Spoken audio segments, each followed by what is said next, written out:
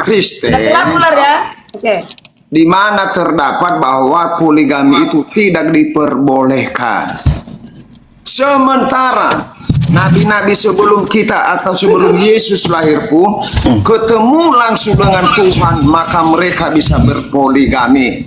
Contoh Salomo, bahkan beratus-ratus istrinya. Lalu kenapa kita sekarang ini tidak diperbolehkan poligami? Di mana di dalam Alkitab terdapat tulisan-tulisan itu? Coba dijelaskan. Oke. Sebenarnya Pak De, baru kita baca tadi tentang Adam dan Hawa. Adam 1, Hawa 1. Ya. Gak diciptakan Hawa 5 ya atau 4. Tapi jatuhnya manusia ke dalam dosa, bumi ini sudah dikuasai oleh iblis. Kita ini berbebas-bebas. Kenapa di zaman Nuh dimusnahkan? Karena itu juga kawin-mawin, ya kan? Bu, sabar, Bu. Ibu. Pertanyaannya gini daripada ya tadi ya, mana larangannya berpoligami? Itu pertanyaannya gitu loh. Malah ke Adam sampai ke Nuh sampai kemana-mana jelasinnya. Ayatnya dulu ibu tunjukkan, baru ibu narasikan gitu. Dalilnya dulu mana? Iya. Kamu cari kejadian sampai wahyu tidak ada dalilnya melarang berpoligami. Tapi berhikmatlah. Ya. Adam diciptakan satu, Hawa diciptakan satu, berpasang-pasangan. Di zaman Nuh berpasang-pasanganlah ke dalam perahu. Ya, perahu si Nuh berpasangan semua, bukan ada berdabel-dabel. Itu pertanda. Jadi nggak ada. Gini loh, semua serba dalil, semua ditulis. Yesus kamar mandi mana ditulis? Hah? Yesus mau ke apa? Makan mana ditulis? Nggak semua dituliskan. Tapi berhikmatlah. Artinya merpati aja setia sama istrinya, merpati. Pak Dehe ini mempelintir supaya dia berpoligami. Ada rencananya itu. Itu yang di dalam hati kita tidak ada kepikiran. Pak Dehe yang dituduh malah mau poligami.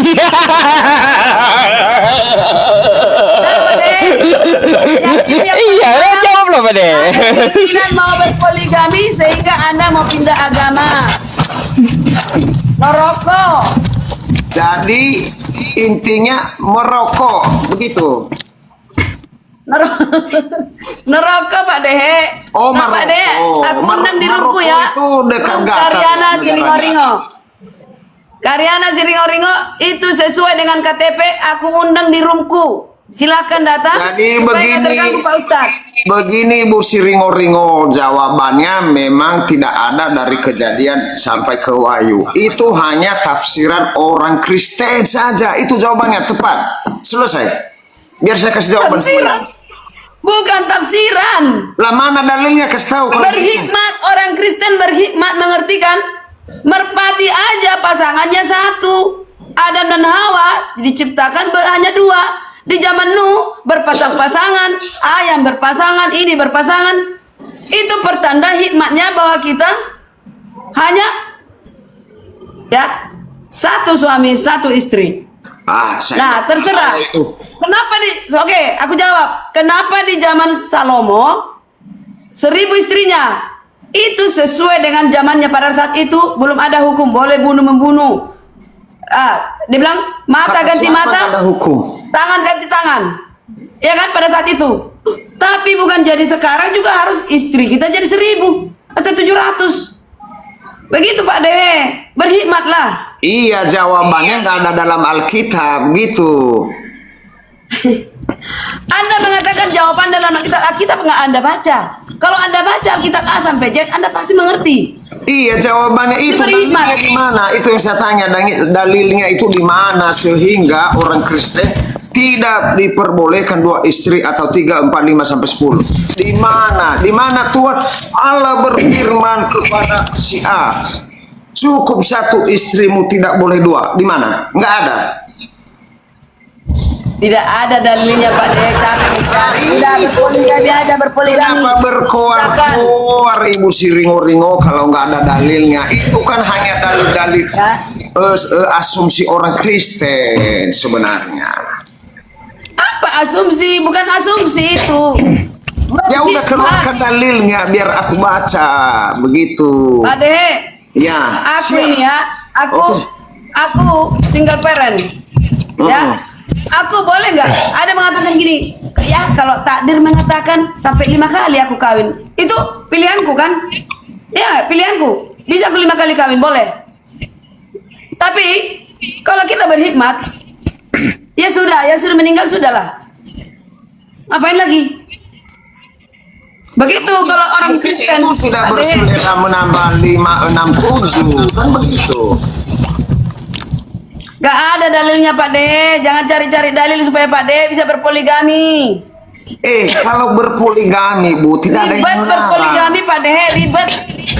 Tidak Gak ada akan yang adil. melarang. Gak akan adil. Ada enggak larangan? Ibu gini, Bu Karyana. Ibarat ya Pak Dehe mau berpoligami, ada enggak ayat larangannya? Enggak ada Ya Ustaz. gini lah, gini. Enggak. Ya gini ya. Berpoligami gak ada larangan.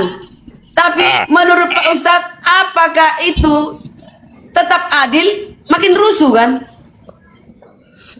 Ya kalau masalah nanti masalah adil atau tidaknya itu, tapi ayat larangannya ada atau tidak gitu? Gak ada. Gak ada Pak Dehe. Dah. Beres gitu.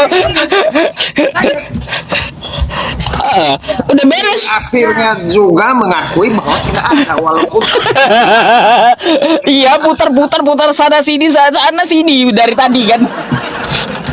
memang kalau kita naik becak di Sibolga Pak Ustadz, contohnya kita nggak jauh, muter-muter dulu di Sibolga itu kalau kita naik becak. Ongkosnya Jadi Pak berapa? De, siap-siap ya, 50.000. siap-siap. Tapi yang jelas itu tidak diinginkan Tuhan. Iya, ini kan bukan keinginan Tuhan. Pertanyaan saya ini bukan Tuhan yang menyampaikan ke saya. Bukan Tuhan. Dehe, silakan bertanya. Bukan keinginan saya sendiri. Jadi itu tadi Pak De, memakan buah larangan itu sama dengan nafsu makan, nafsu perempuan, nafsu untuk minum, nafsu yang jajan, semua itu sama dengan pengaruh dari ular tadi. Saya yang sudah licik. sudah aku lupakan ular itu, nggak ada jawaban, nggak ada. Sudah aku lupakan dia. Lalu Maka ada Pak De salah arti. udah 2-0 ya debat kita 2-0. Lalu ada pertanyaan saya lagi. Pertanyaan ini mah hanya asumsi Ibu saja, terserah mau jawab bagaimana. Menurut Ibu di dalam Wahyu pasalnya sekian perkawinan anak domba itu, siapa yang anak domba itu? Siapa anak domba di dalam Alkitab? Anak domba itu Yesus. Ya. Yesus kawin berarti. Yesus kawin di Wahyu. Ini. Kujebak kau Dengarkan. pertanyaan. Kujebak kau. Dengar dulu. Kujebak.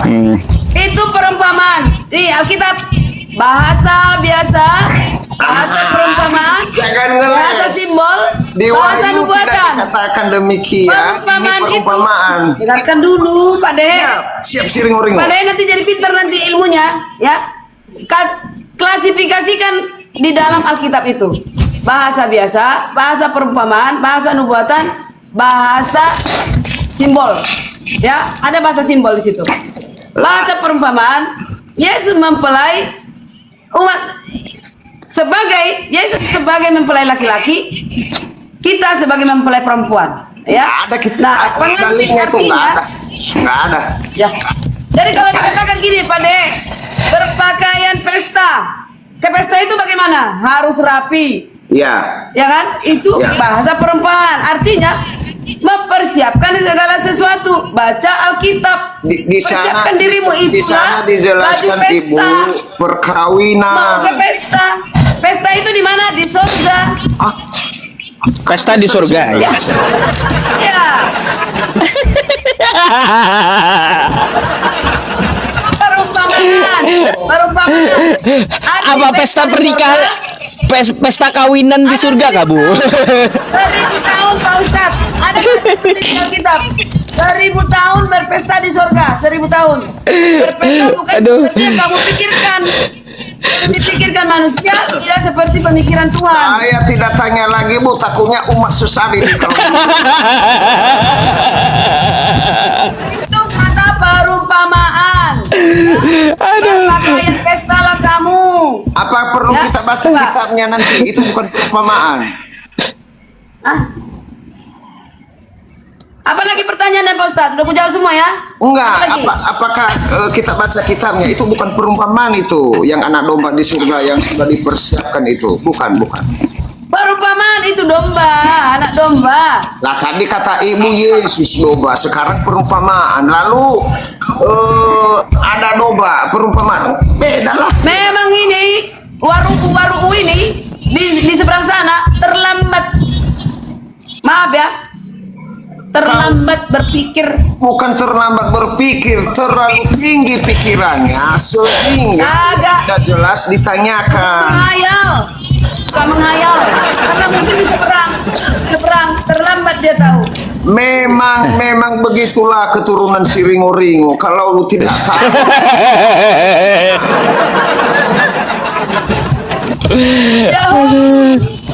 Hadiah dia.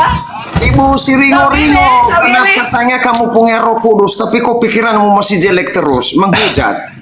Ada apa itu? Kenapa untuk Roh Kudus itu Gak supaya ada dalam pikiran jelek Pak debat, Ustadz. walaupun kalah selalu santai sehingga kelihatan Roh Kudusnya. Kenapa? Kenapa begitu? Bukan. Pak Ustadz, apa yang Anda tahu tentang Roh Kudus? Aduh, sebentar saya ambil dulu charger saya ya. Iya, cari dulu Roh Kudusnya deh. Sekarang saya ingin tanya Pak Ustadz, apa yang Anda tahu tentang Roh Kudus? Sebentar ya. Iya, kami tidak lari. Saya tetap di sini, duduk di kursi.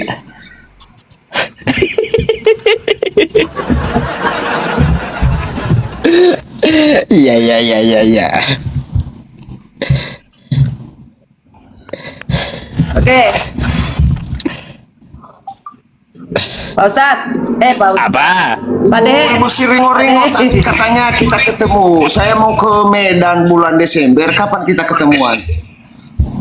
Iya, ketemu kita. Iyalah, ngopi kita di bandara. Boleh. Di bandara. Iyalah, kita sekalian live di sana biar Ustaz nonton kita. Iya. Bahaya ini, janjian pula yang dibahas. Pak De. Berat emang. Tahu nggak Pak De, Pak Ustadz? Cari popularitas paling gampang Karyana. Pak, cari popularitas. Ya, tapi saya punya prinsip. Oke? Apa tuh? Pak De? Ya. Mau popularitas, masuk aja ke Islam. Hah? Kenapa? Kenapa? Siapa bilang populer kalau masuk Islam? Ya. Ini Pak De ini. Pak De. Tuh, Pak De itu. Iya, kenapa? Ilmuku sudah ada. Lalu aku? Ilmu muslim. Tapi kita punya prinsip, Pak De. Katanya ilmunya nggak ada. Sekarang ilmu sudah ada. Ya, aku nggak mau membanggakan. Wiriana, apakah saudara tadi tidak minum tuak segelas sebelum naik ke Komal Pak Ustaz? Belum kayaknya belum. Soalnya Belum. Nah, aku yang katanya bertanya. dia nggak punya Aku ilmu. bertanya dulu sama Pak De. Iya. Apa yang Pak De tahu tentang Roh Kudus? Roh Kudus itu belum pernah saya lihat. Belum pernah saya lihat dan belum ketemu saya. Bukan ku bilang lihat, memang Roh Kudus nggak bisa dilihat. Apa yang Anda tahu atau Pak Ustadz tahu tentang Roh Kudus? Iya, Roh Kudus. saya sendiri belum bisa berbicara dengan Roh Kudus karena saya belum melihat. Roh Kudus adalah kawan iblis yang mencobai Yesus. Itu yang saya tahu tentang Roh Kudus tuh. Roh Kudus adalah kawan iblis. Hah? Maaf Pak Ustadz, di gereja Betani dulu pernah saya ke gereja mereka di Cikarang dekat hotel. Hah? Mana itu keluar tol Cibitung? Roh Kudus itu saya dengar-dengar katanya Roh Kudus. Laba sik. Saya sik. Untung sik. Tuh kalau dari saya, Bu, ya, kalau dari saya, apa itu Roh Kudus? Roh Kudus adalah kawannya iblis untuk mencobai Yesus, tuh yang saya baca. Jadi gini Pak De, Roh Kudus yang dikatakan di zaman sekarang, dia setiap manusia mengaku ada Roh Kudus pada dia, sejujurnya tidak ada Roh Kudus padanya. Yang bla nggak ada itu, nggak ada. Terus Ya. apa itu katanya? Laba sik. Laba sikit-sikit. Laba. Cara menguji Roh Kudus yang ada di seseorang gimana? Cara menguji Roh Kudus ada di dalam seseorang, Pak De. Bukan seperti itu. Yang bla enggak seperti itu. Oh, bukan. Ya, bukan. Ya, itu ada yang 9 yang ada di Alkitab itu. Dia rendah hati, murah hati, ya. Artinya damai. Tidak, dia baru berbahasa Roh Kudus, bla. Disanggol orang dia di jalanan sana di lampu merah dia maki. Nah, itu nggak kedatangan Roh Kudus itu. Itu menguji orang yang kedatangan Roh Kudus. Gitu loh, Pak De. Oh, itu ya. mengujinya ya. Tapi Terlihat dari tingkah lakunya, kelakuan. Oke. Kalau kelakuan ini tidak mencerminkan, artinya tidak ada roh di dalamnya. Oke, saya setuju Ibu Menteri. Lalu saya bertanya, Ibu Menteri Ya. punya Roh Kudus nggak? Jadi gini, ya saya gini Pak De. Langsung aja jawabannya. Iya kalau tidak nggak usah diterangkan. Iya, daripada puter-puter ya, Pak De, ya. Ujung-ujungnya tidak ada nanti. Iya, ujung-ujungnya nggak Saya ada masih gitu. emosi. Pak De, Pak Ustadz, saya masih emosi. Kemanusiaan kedagingan saya masih tinggi. Adrenalin saya tetap cepat naik. Artinya Roh Kudus belum ada. Belum. Oh. Tapi saya mengundang Roh Kudus akan datang mengajari saya. Oh. Nah, kalau kita sebagai manusia supaya Roh Kudus sekarang Bu, ini pertanyaan. Bu, saya mau nanya. Gimana cara Ibu Ya. mengundang Roh Kudus? Apakah pakai SMS, WA, atau pakai surat gitu? Cara undang Roh Kudus kayak gimana? Hah? Pertama, berdoa dengan sungguh-sungguh. Yang kedua, kelakuan. Kalau saya mengundang Roh Kudus berdoa, tapi saya mencuri semalam, tidak akan datang Roh Kudus. Jangan coba-coba. Pak De mengerti itu. Gimana? Saya nggak ngerti cara undangnya kayak gimana gitu. Kalau berpoligami nggak datang Roh Kudus. Pak De, Gini, Bu. Malu sih. nggak datang. Bu, Benar. ini yang saya Cara tanya gini. cara mengundangnya kayak gimana? Iya, Pak Ustadz itu pengen Oke, belajar, Bu. ini dulu Pak Ustadz. Contoh manusia yang dapat Roh Kudus terus-menerus di bumi ini siapa? Contoh seseorang yang dapat Roh Kudus tidak pernah terhenti terus-menerus siapa? Yesus. Hanya dia yang, makanya dia Roh Kudus itu punya kuasa. Dia bisa menghidupkan orang mati, bisa menyembuhkan orang sakit, orang buta bisa itu pekerjaan Roh Kudus. Bu, sekali lagi yang saya tanya, cara mengundang Roh Kudusnya kayak gimana? Apakah pakai si karaba-raba tadi gitu? Salah. Atau ibu pakai menyan ya, di gini menyannya, atau kayak gimana cara undangnya? Ustaz, yang mengatakan gini, bara, maaf ya, itu adalah yang mengatakan Tuhan apa? Sikis. Bahwa dia antikristus. Laba-laba. Itu meniru-niru. Ya. Oh. Yang dibilang di Alkitab. Bahwa dia meniru-niru, artinya yang berkata Tuhan apa itu? Tunggu cari dalilnya ya. Cari dulu. Jangan Bu Menteri, kelamaan cari dalil. Kelamaan iya. Kita nggak bahas Iya, dalil sampai- dulu biar enak pikirannya kita. Jadi nanti Padahal- jadi apa kan? Padahal saya cuma nanya loh, cara undang Roh Kudus kayak gimana, kan kayak gitu, supaya dia datang. Apakah pakai dupa gitu, terus kopi pahit, kopi manis, atau kayak gimana gitu dia disediain? Atau si karabaraba, atau kayak gimana dah, pokoknya ritual apakah kayak gitu? Kan sudah saya Kayak gimana bilang cara tadi, Pak undangnya? Cara undangnya yang saya tanya. Tuhan, Pak Ustadz, kan saya udah bilang tadi berdoa. Oh, berdoa. Makanya Yesus berdoa terus menerus supaya Roh Kudus datang. Berdoa. Kelakuan. Isi doanya kayak gimana? Mengundang Roh Kudus tuh. Ah, Isi doanya kayak gimana? contoh murid-murid 12 murid kedatangan Roh Kudus 10 hari berdoa terus menerus. Bahaya kan? Gimana pada 10 hari berdoa mah kenapa kita?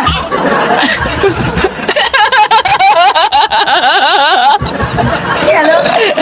Mustahil lah, Bu, mustahil lah. Kacau juga. 10 hari berdoa. Ibu Menteri.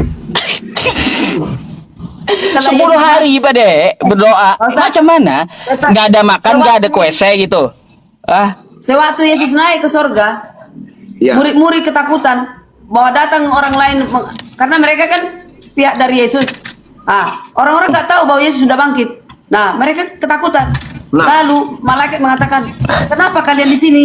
Pergi berdoa. Nah, mereka berdoa, ya makanlah, berdoa. Ini aktivitas tetaplah. Tapi berdoa 10 hari, baru mereka kedatangan Roh Kudus.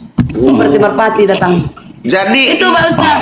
Jadi ibu kalau minta Roh Kudus tadi kan kata ibu suka ada Roh Kudus. Ibu berdoa 10 hari juga.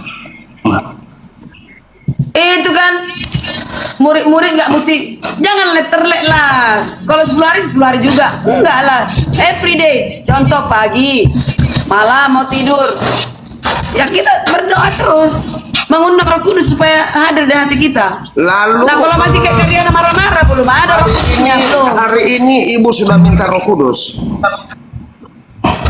Nah, Hari ini ibu sudah minta ya Roh kalau Kudus. kita meminta Roh Kudus mengajari kita, Sudah minta. Ada Roh Kudus hari ini. nggak ada Pak De, nggak ada. Karena Pak De bilang Tuhan bohong. Pantas aja ngehujat. Bukan iblis yang bohong. Nggak ada Roh Kudus.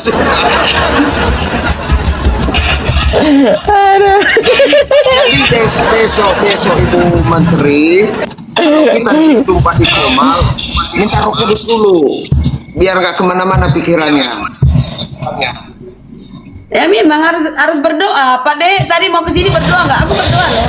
Saya berdoa, saya bilang bahkan seandainya Tuhan memberikan saya kuasa sedikit lagi, bisa saya melakukan mukjizat. Walah, inilah Pak De ini. Mau berharap banyak, tapi kelakuan mau poligami gimana sih? Karena tidak Bisa. ada di dalam Alkitab dilarang poligami. Tidak ada. Kecuali kalau begini, ada berfirman kepada Yohanes, jangan berpoligami. Poligami dilarang. Tidak ada.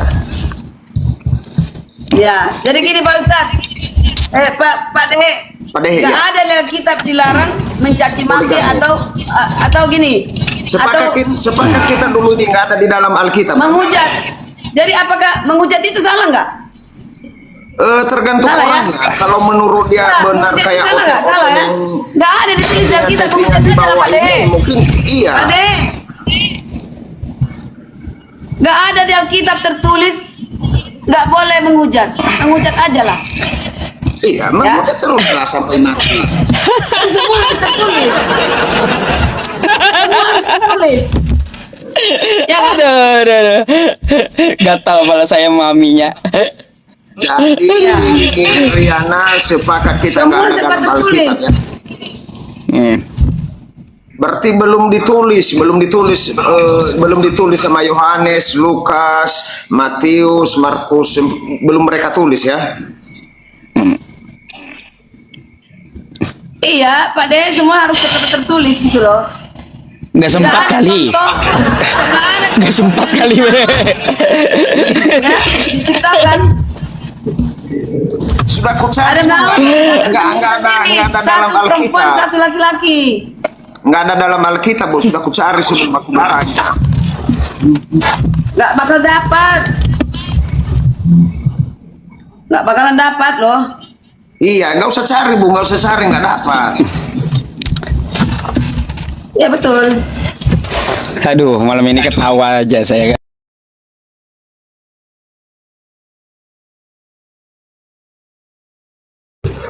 Gak apa-apa, saya belum ngantuk. Seru rasanya.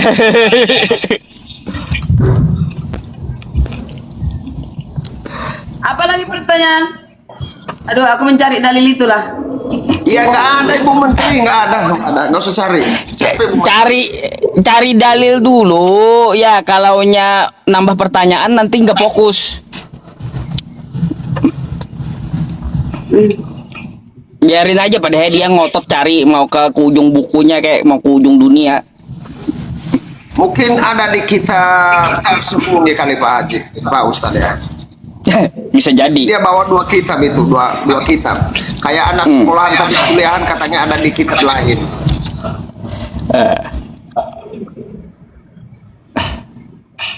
Bu Menteri, sekalian cari-cari, aku permisi dulu sebentar, 1 menit saja. Oke, siap.